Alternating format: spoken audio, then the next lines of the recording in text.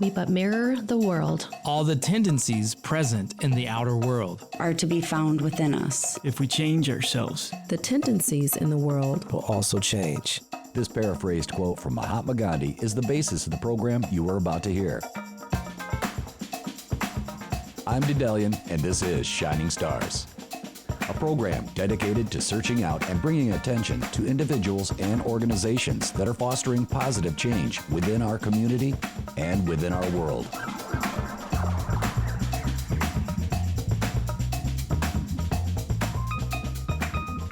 Welcome to Shining Stars.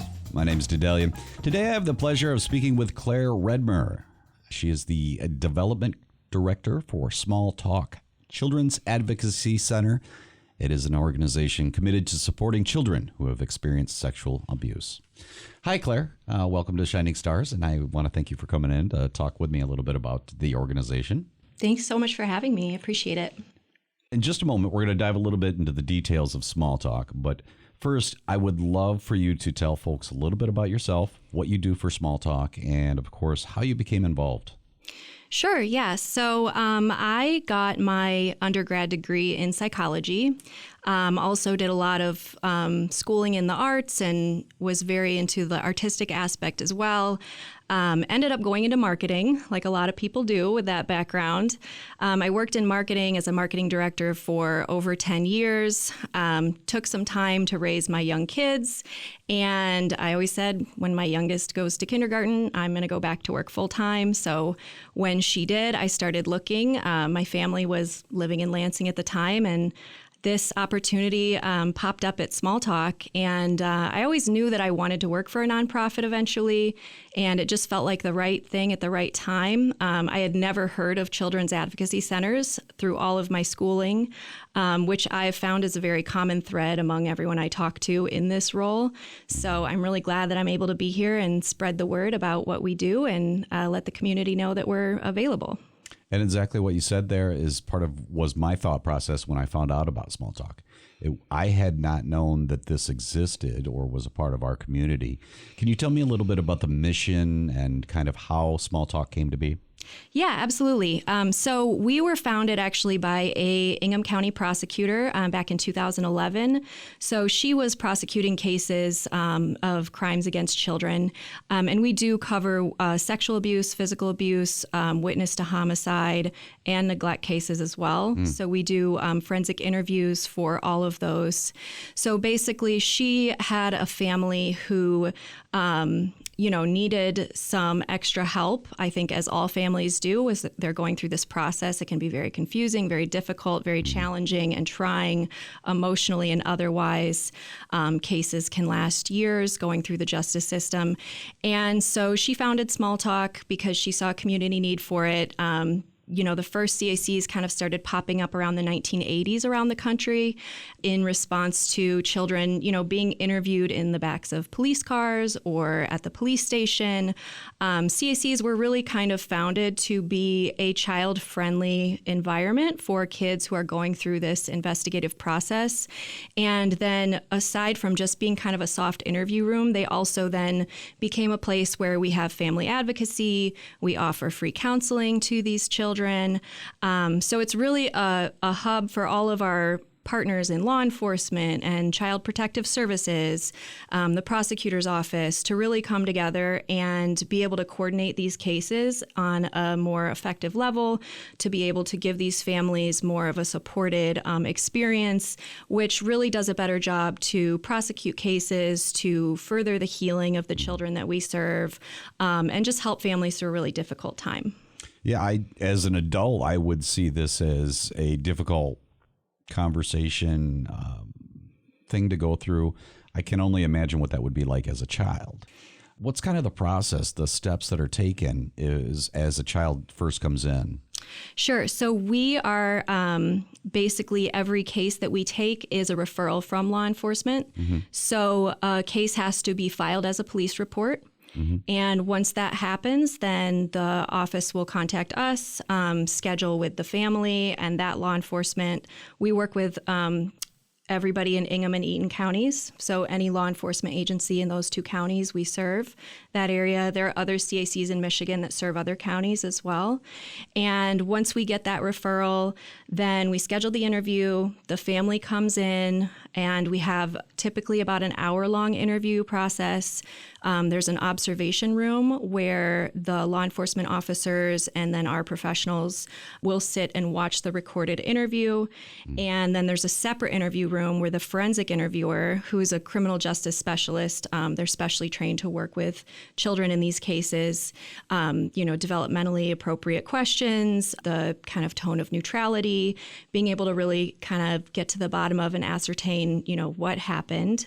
And so they'll sit in that room, and then the observation room can kind of say, okay, can you make sure that they can hear them okay and everything like that. And the interview typically lasts about an hour, but it's just the child and the interviewer in that room.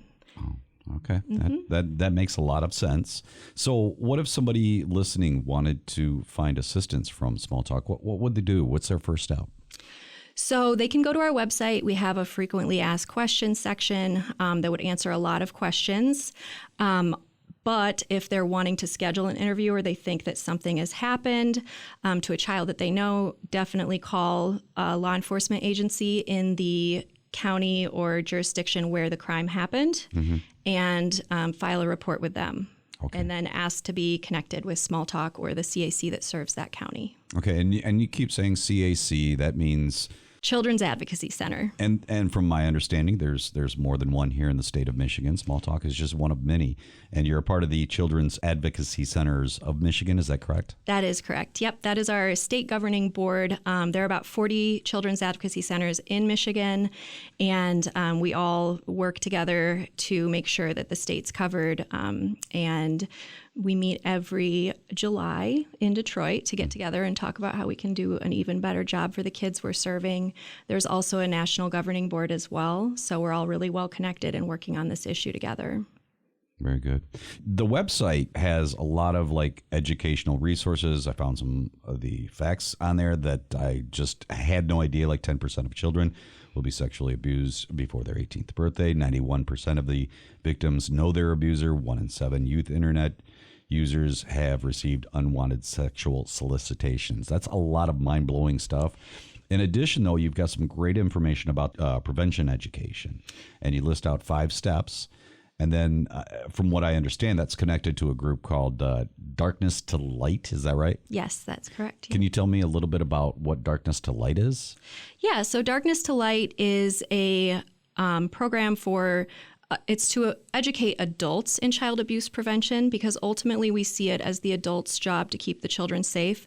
There are also programs for kids like Body Safety Matters and things like that that can be taught at developmentally appropriate levels. However, we mostly do educate adults through Darkness to Light. That's an 18-plus program. We are actually rolling out a new prevention program in the next year where we're going to be working with kids in schools to teach them the program for kids, and then we're also going to be teaching the adults in the schools Darkness to Light. So we're kind of hoping through this prevention program to create a community language around this topic so that everybody has a shared understanding of child abuse, child sexual abuse, and knows how to report it, knows how to spot it, what to do, because it really is anything you can measure, you can prevent. So if you can measure it, you can prevent it. And there are concrete steps that people can take. And I think that's kind of something that we're just getting through that right now in our society, that this isn't something that, it's just, 1 in 4 girls and 1 in 6 boys will be abused before their 18th birthday. I mean, those numbers are staggering. Yeah. And it causes such long-term health effects for people, both physically and mentally, has such an impact on our society. The American Academy of Pediatrics labeled it as a public health epidemic. So it's something that I think right now we really have the opportunity to go from our reactive approach, which is what we do with our forensic interviewing and counseling and advocacy, to a more proactive approach through prevention. So that's something that we're really focused on at Small Talk. We see that as our responsibility and duty to our community. And I would definitely say to I always say, CACs make our community safer for all kids. So many offenders have multiple victims. We saw that with things that have happened in our own community here in Lansing. And it's really a community-wide problem that I think we all, when you hear 91% of kids know their abuser, it's something that we all can take responsibility to solve and to help keep kids safe. So that's something, I would love for people to reach out to Small Talk to get involved with our prevention program. We're going to be utilizing volunteers for that, and we're really excited to get it kicked off. So that'll be coming into effect this next year. Very good.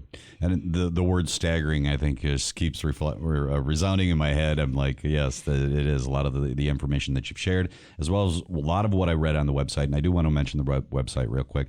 It is smalltalkcac.org if you want to find out more about Small Talk, as well as really a lot of the other CACs in Michigan.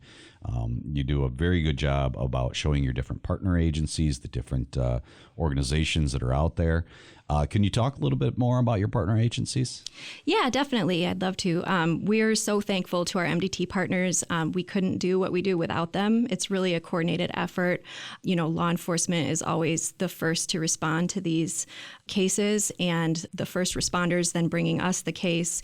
We coordinate and work with them through, we have an MDT coordinator at Small Talk where we hold monthly meetings where we're connecting on cases, and they do such an amazing job at making sure these families are connected to the resources they need, making sure that these kids are safe from the time of the reporting, and then also the prosecutor's office and CPS, we work with them on, keeping the kids safe, on making sure that justice is served, and I just can't say enough good things about our MDT partners here in Lansing. They're amazing at what they do, and we're very thankful to them. That's great, and obviously you would need them to do what you are doing.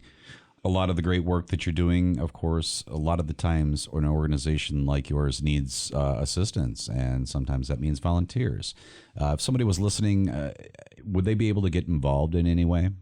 Yes, we would love to have them contact us, go to the website, and sign up for our newsletter. You'll get all of the volunteer opportunities that way. You can also contact us directly through email on our website if you're interested in volunteering.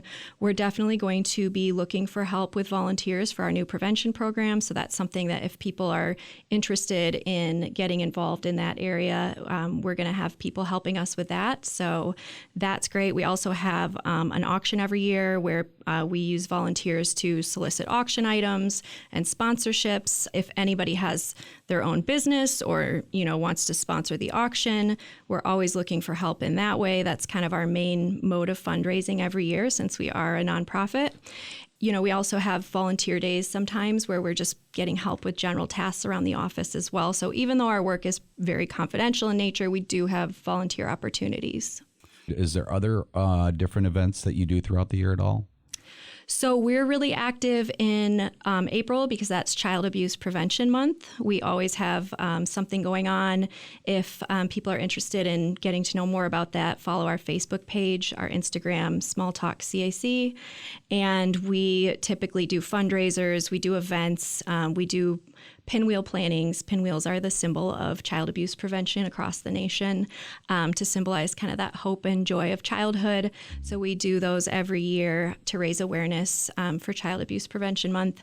We also typically have 1 to 2 other events throughout the year and also do something in November for Giving Tuesday, which has kind of come about for the holiday season as a way to give back at the end of the year. So this year for that, we're going to have a fundraiser with Strange Matter Coffee. So if you go into Strange Matter in November, part of the proceeds from your purchase will go to Small Talk.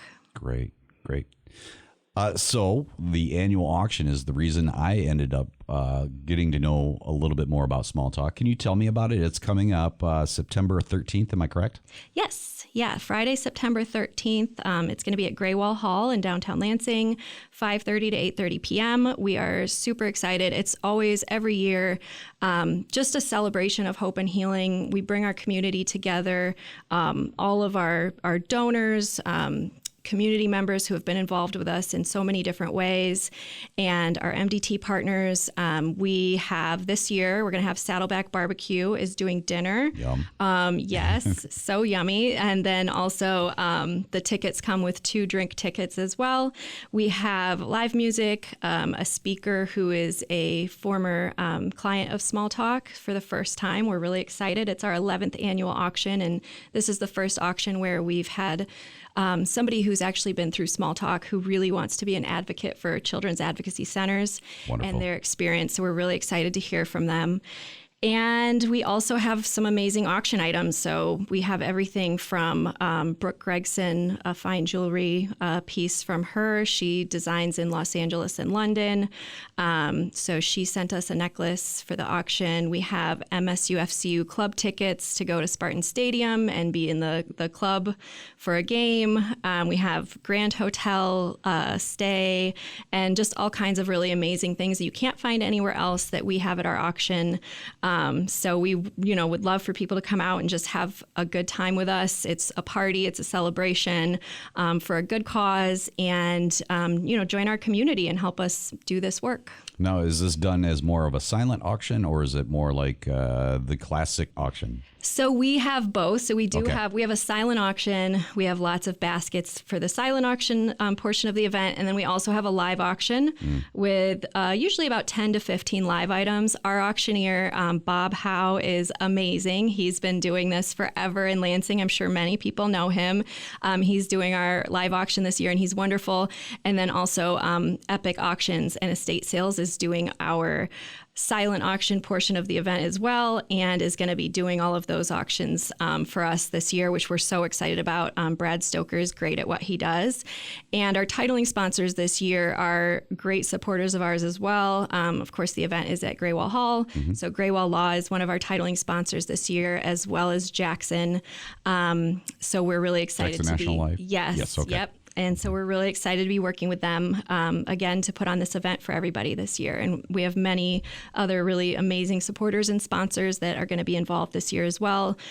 So, yeah, we're looking forward to spending the night with everybody and hopefully raising some money for a good cause and getting, some of this problem solved in our community here. Certainly. And are you still open to items being donated for the auction? We are, yes, we are. So we can take items for about another week. So we can take items until about the 6th. September 6th. And we're still open for sponsorships for a couple days as well. So probably, I would say, maybe September 2nd is when we're closing sponsorships. Okay. And if people want to be involved, we're always looking for volunteer help to get everything ready before the event. So, you can always email us through the website and let us know that you want to come to our auction prep days and volunteer time to just put baskets together and things like that. Very good. It's wonderful you're doing what you're doing, and it's wonderful that you're helping these folks to heal. I am kind of curious to know, as we've been talking about it, this is a lot of heavy subject matter. It's a lot of stuff to talk about from day to day. What is it that keeps you doing this all the time? That's a great question. So part of it was just when I found the post, it just felt like it was just this I was like, this is exactly what I've kind of been spending my life, doing with my skill set. And then being a parent, I have 3 children myself. It's just something that really touches my heart. I really wanted to do work that I felt like every day I get up and I feel like I'm doing something that's really helping others, that's really doing something good for the community. And, I really do it. I do it for my kids. I do it for all of our kids, That's my big why. I do understand in the fact that that's the reason I do this show. So Yes. It's awesome that you were a part of it. Claire, thanks so much for coming in and talking with me here on Shining Stars. Before we go, I do have one final question for you. It is a conceptual question that I ask of all my Shining Star guests. And it is, if you could snap your fingers and change or put one thought into the collective consciousness of the entire human race at the same time, what would that thought be?